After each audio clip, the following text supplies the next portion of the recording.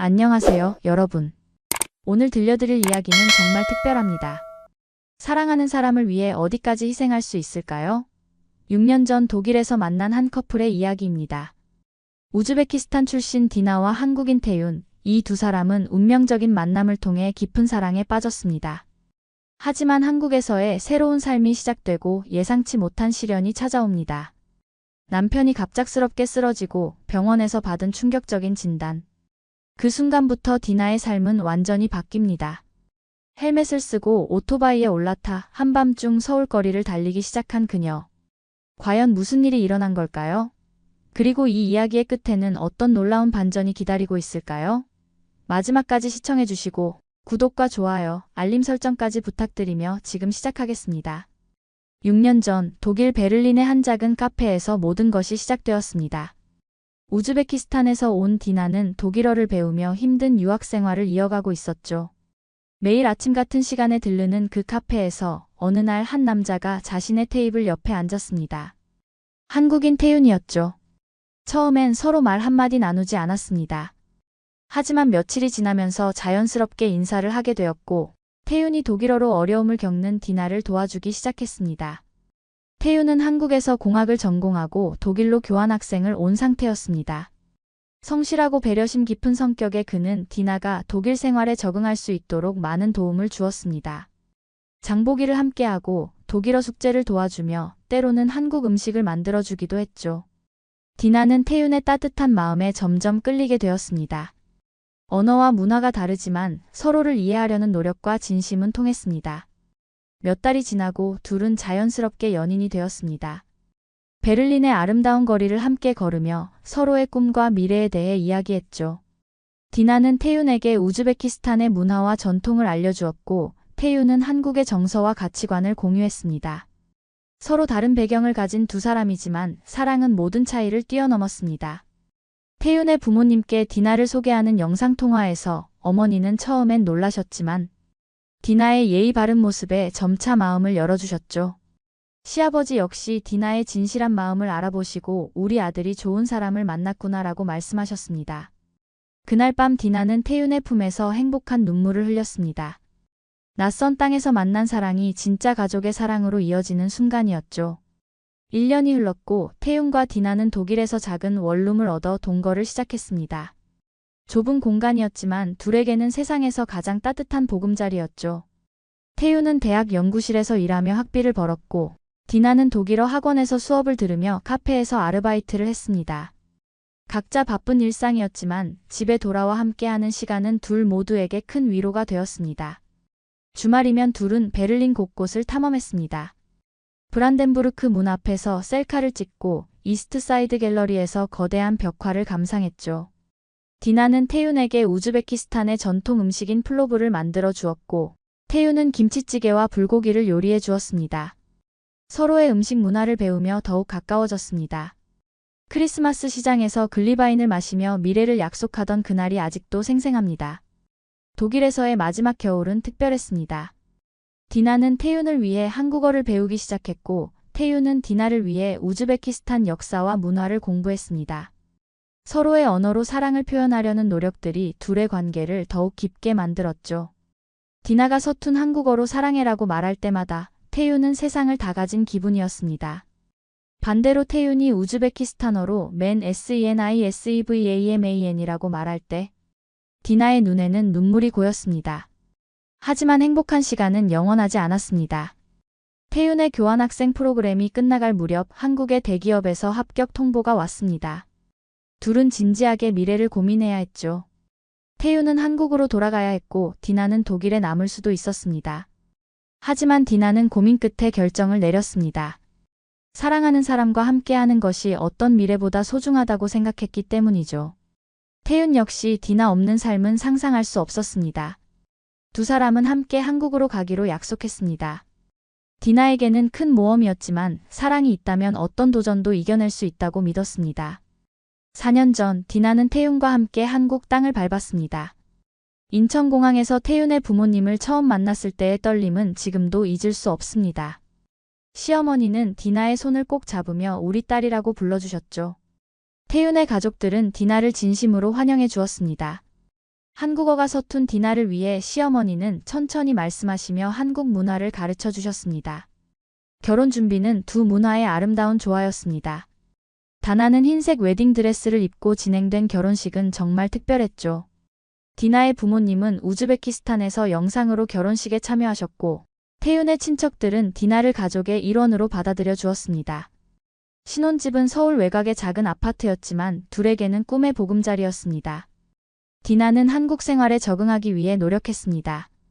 한국어 공부를 하며 동시에 동네 베이커리에서 일을 시작했죠. 케이크와 빵을 만드는 일이 즐거웠고 동료들도 친절하게 대해 주었습니다. 태윤은 회사에서 열심히 일했고 퇴근 후엔 디나와 함께 한국 드라마를 보며 한국 문화를 설명해 주었습니다. 주말엔 한국 전통시장을 돌아다니며 다양한 음식을 맛보고 한강에서 치킨을 먹으며 데이트를 즐겼습니다.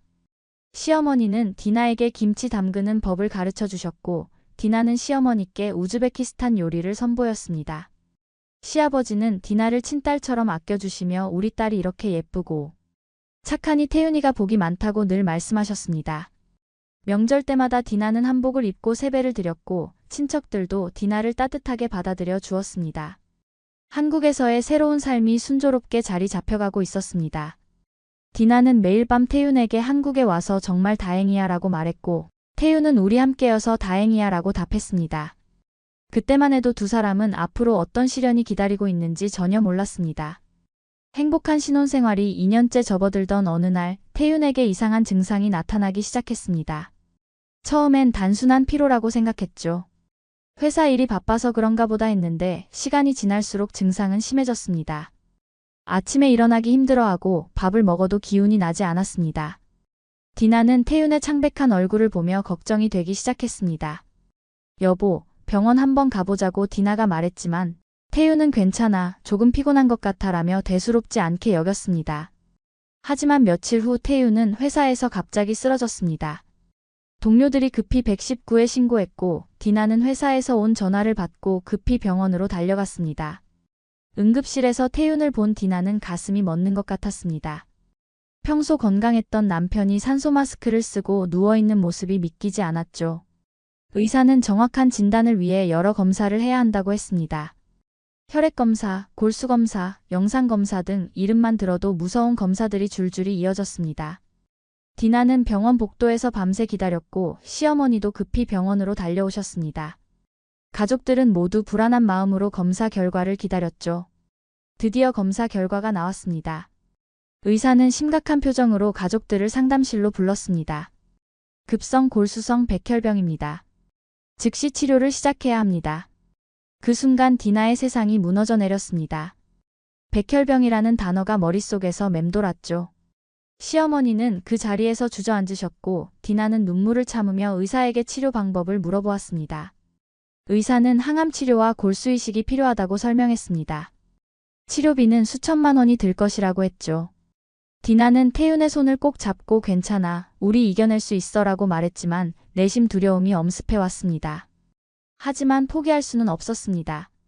사랑하는 남편을 위해서라면 무엇이든 할 수 있다고 다짐했습니다. 병원비와 생활비는 매일 눈덩이처럼 불어났습니다. 태윤은 회사를 휴직해야 했고 소득이 끊겼습니다. 디나의 베이커리 아르바이트 월급으로는 턱없이 부족했죠. 보험이 있었지만 모든 치료비를 커버할 수는 없었습니다. 시부모님도 평생 모은 돈을 꺼내주셨지만 한계가 있었습니다. 디나는 밤마다 잠들지 못하고 고민했습니다. 어떻게 하면 더 많은 돈을 벌 수 있을까? 그러던 중 베이커리 동료가 말했습니다. 요즘 배달일이 돈이 된다더라. 특히 밤에 하면 더 많이 벌 수 있다고 하던데. 디나는 처음엔 망설였습니다. 오토바이를 타본 적도 없었고 밤에 혼자 돌아다니는 것도 무서웠죠. 하지만 태윤을 위해서라면 할 수 있다고 생각했습니다. 다음 날 디나는 오토바이 운전면허를 따기 위해 학원에 등록했습니다. 운전면허를 딴 후 디나는 배달 플랫폼에 가입했습니다. 처음 오토바이에 올라탔을 때 온몸이 떨렸습니다. 큰 배달 가방을 메고 헬멧을 쓰니 숨이 막힐 것 같았죠. 첫 배달을 나가던 날 태윤은 병원 침대에서 위험하니까 하지 말라고 말했습니다. 하지만 디나는 괜찮아, 당신 치료비를 위해서라면 뭐든 할 수 있어 라고 대답했습니다. 첫날 배달은 실수 연발이었습니다. 길을 잘못 들어가기도 하고 음식을 흘리기도 했죠. 손님들 중에는 외국인이 배달을 해? 라며 의아해하는 사람들도 있었습니다. 하지만 디나는 포기하지 않았습니다. 밤 10시부터 새벽 2시까지 서울 시내 곳곳을 돌아다니며 음식을 배달했습니다. 추운 겨울밤에도 비가 오는 날에도 멈추지 않았죠. 집에 돌아와서는 태윤에게 오늘은 얼마 벌었어 라고 자랑스럽게 말했습니다. 태윤은 미안해하며 눈물을 흘렸지만 디나는 우리 함께 이겨내자며 남편을 격려했습니다. 배달 일을 시작한 지 3개월이 지났습니다. 디나는 이제 서울 시내 길들을 훤히 알게 되었고 배달 실력도 늘었죠. 하지만 여전히 힘든 일들이 많았습니다. 일부 손님들은 디나가 외국인이라는 이유로 무시하거나 반말을 했습니다. 야, 외국인 아줌마, 빨리 가져와라고 말하는 사람들도 있었죠. 그럴 때마다 디나의 가슴은 아팠지만 태윤을 생각하며 참았습니다. 아파트 주민들도 디나를 신기하게 바라보았습니다. 그 집 며느리가 외국 사람인데 밤에 배달을 한다더라는 소문이 돌았죠. 어떤 이웃은 남편이 놀고 있나 보다라며 수군거렸습니다.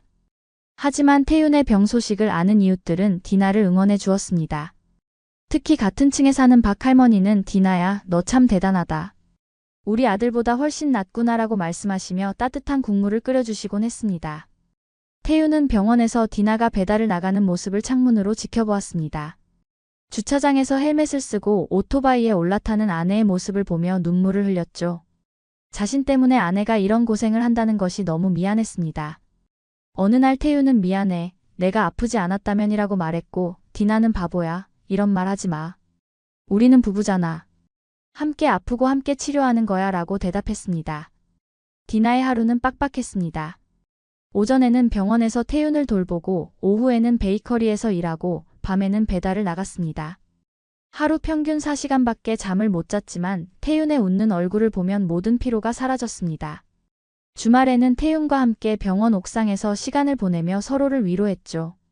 당신이 웃을 수 있다면 나는 오늘도 달릴 수 있어 라고 디나는 말했습니다. 그 말에 태윤은 고마워, 정말 고마워라며 디나를 꼭 안았습니다. 그러던 어느 날 뜻밖의 일이 일어났습니다. 디나가 비오는 밤에 배달을 하는 모습이 누군가의 휴대폰에 촬영되어 소셜미디어에 올라간 것입니다. 영상에는 빗속에서도 음식이 젖지 않도록 조심스럽게 배달하는 디나의 모습이 담겨 있었죠. 제목은 백혈병 남편 위에 밤마다 배달하는 우즈베키스탄 아내였습니다. 영상은 순식간에 퍼져나갔습니다.